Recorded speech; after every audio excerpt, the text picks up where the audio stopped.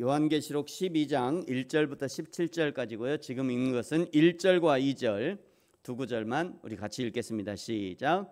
하늘에 큰 이적이 보이니 해를 옷 입은 한 여자가 있는데 그 발 아래에는 달이 있고 그 머리에는 12별의 관을 썼더라. 이 여자가 아이를 베어 해산하게 되매 아파서 애를 쓰며 부르짖더라. 아멘. 네, 11장 오늘 이제 12장인데요. 11장 15절에서 일곱 번째 나팔, 마지막 나팔이 불려지고 그 마지막 나팔에 일어날 일들은 고린도전서 15장 51절에 자세히 나와 있다고 말씀드렸습니다. 그래서 이제 11장 15절을 읽을 때는 꼭 그 짝으로 고린도전서 15장 51절을 꼭 같이 읽어야 됩니다. 그래야지 좀 전체적으로 알 수 있어요. 그 다음에 일곱 번째 나팔이 불려진 후 그 다음 일들은 그 일곱 번째 나팔이 불려지고 그 다음 일들이 요한계시록 15장으로 이어집니다. 우리가 오늘 이제 12장을 볼 건데 사실은 15장으로 다음 이야기들이 이어져요. 잠깐 보겠습니다. 여러분 15장 한번 펴보시고요. 그 뒤에 15장 1절에 한번 봐보세요. 15장 1절에 또 하늘에 크고 이상한 다른 이적을 보매 일곱 천사가 일곱 재앙을 가졌으니 곧 마지막 재앙이라 하나님의 진노가 이것으로 마치리로다. 왜 이렇게 연결된다고 이야기하냐면 항상 일곱 번째 사인은 다음 사인을 끌어오는 것이었기 때문입니다. 심판의 시작은 보좌에 앉으신 이의 일곱 손에 있는 일곱 인으로 봉해진 그 일곱 인을 떼면서 시작했잖아요. 그게 보니까 6장 앞에 이제 한번 보세요. 6장에 인을 떼면서 시작했거든요. 인을 떼면서 그 다음에 8장에 가면 일곱째 인을 뗄 때 일곱 나팔을 불어옵니다. 그 다음에 11장 15절에 보면 일곱 번째 나팔이 불려지고 그 다음에 마지막 15장에서 이제 새 재앙으로 소개하면서 15장 7절에 보면 금대접, 일곱 금대접을 가지고 옵니다. 그러니까 6장, 8장, 11장에 보면 일곱 재앙은 그 다음에 일곱 재앙을 또 끌고 오는 마지막 일곱째 보는 일곱 재앙을 다시 끌고 오는 이런 역할을 하고 있다는 거예요. 그래서 11장 15절에 있는 그 일곱 나팔, 마지막 제 일곱 나팔은 일곱 대접 재앙을 끌고 오는 거예요. 그게 이제 15장에 기록되어 있는 거예요. 그런데 문제는 12장부터 오늘 12장, 내일 13장, 14장은 이렇게 이어지는 이야기가 아니라 끼워 놓은 이야기라는 거예요. 15장 6, 7, 8, 9 계속 이렇게 쭉 흘러오는데 갑자기 12장은 일곱 번째 나팔이 빵 울리고 나서는 이게 안 흘러요. 시간이 안 흐르고 시간이 스톱돼요. 그리고 동시에 뭘 보여주냐면 12장, 13장, 14장이 동시에 다른 거를 보여줍니다. 요한계시록이 어렵다는 거는 이 부분이 어렵다는 얘기예요. 12장, 13장, 14장이 지금까지 명쾌하게 해석한 그런 해석이 별로 없어요. 이 부분이 이제 꽉 막혀갖고. 그러니까 지금까지는 쭉 심판이 쭉 이어오다가 12장, 13장, 14장에서 마지막 나팔이 울리고 모든 시간이 올 스톱됩니다. 그리고 갑자기 이제 앞에 보세요, 여러분. 앞에 보세요. 12장에서 어떤 일이 벌어지냐면 이 카메라가 세 방향을 동시에 세 방향을 이렇게 쭉 보여주는 거예요. 세 방향. 12장에서 동시에 세 방향을 이제 쭉 보여줍니다. 12장부터. 12장에서는요, 과거에서부터 지금까지의 이스라엘의 역사를 보여줘요. 12장에. 과거부터 지금까지 이스라엘의 역사. 13장에는 휴거를 마지막 일곱 번째 나팔을 빵 불고 나서 휴거 안 된 사람도 있을 거 아니에요. 휴거 된 사람은 하나님 앞에 갔고 휴거 안 된 사람들이 있어요. 그 휴거 안 된 지구의 사람들을 보여줘요. 14장은 휴거 된 성도들이 지금 하나님 앞에 가서 무슨 일을 하고 있나 이거를 보여줍니다. 이 12장, 13장, 14장이. 그러니까 이 구조를 이해하지 못하면 요한계시록이 굉장히 어려워져요. 갑자기 막 뒤죽박죽 됩니다. 뒤죽박죽. 여러분 이 구조를 가지고 12장은 이전의 과거부터 지금까지를 보여준다. 13장은 휴거 안 된 사람들, 지구의 사람들, 14장은 휴거된 성도들을 보여준다. 이 구조를 가지고 다시 한번 이제 12장을 한번 보겠습니다.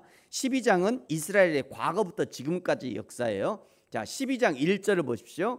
하늘에 큰 이적이 보이는데 해를 옷 입은 한 여자가 있고 발 아래에 있는 달이 있고 머리에는 12관을 썼다. 그림을 보여드릴게요.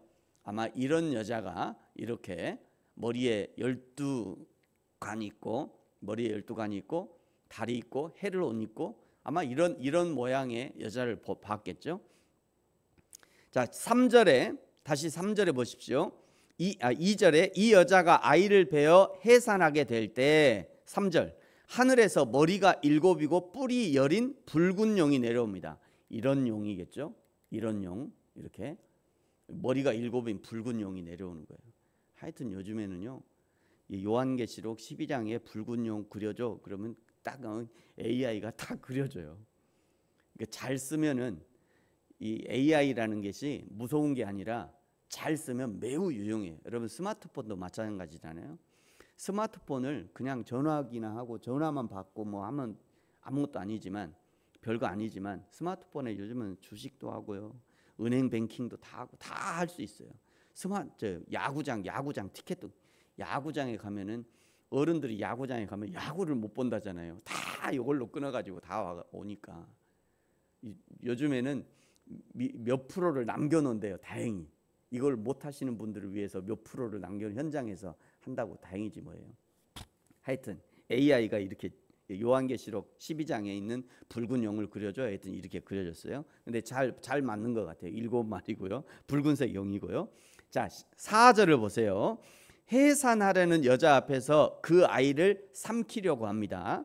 해산하는 여자 앞에서 그 아이를 삼키라고. 5절 여자가 아들을 낳고 그 아이는 철장으로 만국을 다스릴 남자라.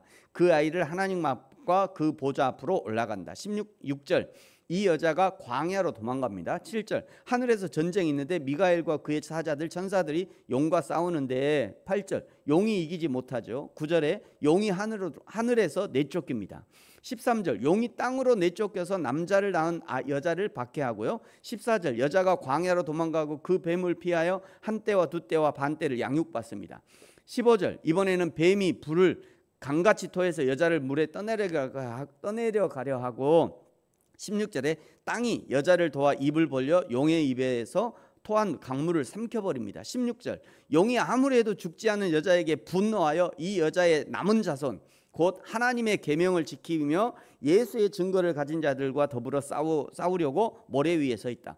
12장의 내용은요 표를 만들어서 보면 금방 이해됩니다. 자, 이제 다시 한번 앞으로 보세요. 이 12장은 이스라엘의 과거 역사를 보여준다고 했죠. 자, 2절의 아이벤 여자는 이스라엘이에요. 이스라엘을 상징하는 거죠. 그 다음에 3절의 붉은 용은 사단 마귀를 상징합니다. 사단 마귀는 오래전부터 용, 뱀 이렇게 표시가 돼 있었어요. 자, 여자를 낳은 아이는 이스라엘을 상징하는 그 여자가 아이를 낳았어요. 예수 그리스도 메시아를 낳은 거죠. 메시아를 뵌 거예요. 자, 이 여자가 광야로 도망갑니다. 바벨론 포로의 길을 상징하는 거죠. 용이 계속 싸워요. 예수 그리스도를 끊임없이 죽이려고 하잖아요. 이스라엘을 끊임없이 괴롭히잖아요. 이스라엘을 용이 괴롭히는 이유는 이스라엘을 통해서 메시아가 나오기 때문에 그 이스라엘을 계속 싸우려고 하는 겁니다. 이스라엘과 계속 싸우는 거예요. 2절의 여자 이스라엘이 아이 하나님의 아들 예수 그리스도죠. 하늘에서 사단 마귀가 쫓겨나고요. 그 용이 이스라엘에 어떻게든 메시아 예수를 제거하려고 하는 거죠. 5절에 여자가 낳은 아들의 정체는 철강으로 만국을 다스릴 남자 그 아이 예수님은 하나님 앞과 그 보좌 위로 올라가죠. 예수님이 승천하셨잖아요. 16절 그 여자가 이스라엘이 도망간 그 광야에서 1260일 동안 양육을 받는데 이것은 하나님이 예비하신 곳이다 이렇게 얘기합니다. 이 부분은 예레미야 27장 6절 이하에 보면 이렇게 나와요. 여러분 잘 들어보세요. 이제 내가 이 모든 땅을 내 종 바벨론의 왕 느부갓네살의 손에 주고 또 그 짐승들을 그에게 주어서 섬기게 하였나니 모든 나라가 그와 그의 아들과 손자를 그 땅의 기한이 이르기까지 섬기리라. 또한 많은 나라들과 큰 왕들이 그 자신을 섬기리라. 여호와의 말씀이니라. 바벨론의 왕 느부갓네살을 섬기지 아니하며, 이 부분이 중요합니다. 여호와의 말씀이라. 바벨론의 왕 느부갓네살을 섬기지 아니하며 그 목으로 바벨론의 왕의 멍에를 매지 아니하는 백성과 나라는 내가 그들이 멸하기까지 칼과 기근과 전염병으로 그 민족을 멸하리라. 이건 예레미야 선지자가 얘기하는 거예요. 예레미야 선지자가 이스라엘에게 뭐라고 얘기하냐면, 야, 너희들 바벨론의 포로로 끌려가서 거기서 바벨론을 섬겨야 돼. 왜냐하면 하나님이 그렇게 정하셨어. 이스라엘의 선지자가 이렇게 얘기하는 거예요, 예레미야가. 그래서 당시에 예레미야 선지자를 뭐라고 했냐면, 저거는 반역자다. 이스라엘을 독립시켜야지. 아니, 우리한테 가서 바벨론을 섬기라니 말이 되냐? 예를 들면 우리나라 일제 36년 때, 강점기 때 만약에 우리나라에 선지자가 와가지고, 야, 조선 사람들 니네 일본한테 36년간 포로로 있어야 돼. 독립운동 하지 마. 독립운동 하지 말고 그냥 포로로 잡혀 있어. 그랬다고 하면 다들 난리 났겠죠. 지금 예레미야가 똑같은 얘기를 하는 거예요. 예레미야가 이스라엘 너희들 바벨론의 포로로 잡혀야 돼. 그러니까 바벨론의 포로로 잡혀가야 한다고 예레미야 선지자가 말하고 있는 건데, 그 바벨론이 오늘 12장 6절, 오늘 12장 6절에 보면 하나님께서 예비하신 곳이라는 거예요. 하나님이 예비하셔서 거기서 이스라엘을 지금 양육하고 있는 거죠. 그런 부분이 이 12장이에요. 이렇게 12장에 얘기하고 있어요. 마지막 17절은요, 사단 마귀가 끝까지 포기하지 않고 여자의 남은 자손, 즉 하나님의 계명을 지키며 예수의 증거를 가진 자들과 더불어 싸우려고 모래 위에 서 있습니다. 그래서 저와 여러분, 우리 그리스도인들이 지금도 믿음으로 싸우고 있는 이유가 바로 이것이에요. 우리 중에 단 한 사람도 편하게 신앙생활을 하는 사람이 없을 것입니다. 날마다 시간마다 고민하고 새벽에 일어날까 말까 고민하고, 어젯밤에 얼마나 잠을 못 잤잖아요. 더워서. 이거 이 새벽에 또 잠도 못 잤는데 밤새 잠을 설쳤는데 이거 새벽부터 또 가야 돼 말아야 돼. 얼마나 고민하셨어요. 근데 새벽만이 아니라 날마다 우리가 신앙생활에 고민하잖아요. 교회 갈까 말까 고민하고, 기도할까 말까 고민하고, 헌금을 할까 말까 고민하고, 한 장 더 넣어 말아 고민하고. 우리의 신앙생활 전체가 다 사실은 고민의 연속이에요. 우리 모두가 예수님 믿으면 그 모든 고민이 사라지면 좋은데, 그런데 그렇게도 끝없이 고민하게 되는 이유가 뭐냐? 내 안에 끊임없이 사단 마귀가 유혹하고 시비를 걸고 어떻게든 신앙으로 살지 않도록, 믿음으로 결정하지 않도록 끊임없이 우리에게 싸움을 걸어오는 거예요. 그때 쫓겨난 용이 지금 이 땅에서 죽지 않고 끝까지 예수님의 그 남은 사람들과 싸움을 벌이는 겁니다.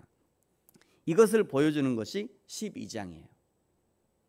이 용, 사단 마귀는요, 지금도 그리스도인들을 동일하게 괴롭힙니다.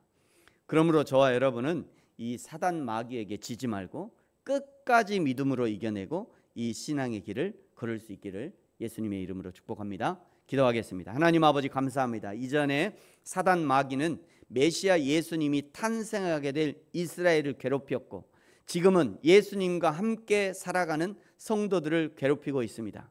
우리 모든 성도들 이 신앙의 구조를 알고 깨닫게 하시고, 하나님의 나라에 이르기까지 이 신앙의 싸움을 멈추지 말게 하시고, 인내함으로 하나님의 품에 안길 때까지 이 믿음의 길, 신앙의 길, 진리의 길을 걷게 하여 주옵소서. 감사합니다. 예수님의 이름으로 기도합니다. 아멘. 하늘에 계신 우리 아버지, 아버지의 이름을 거룩하게 하시며 아버지의 나라가 오게 하시며 아버지의 뜻이 하늘에서와 같이 땅에서도 이루어지게 하소서.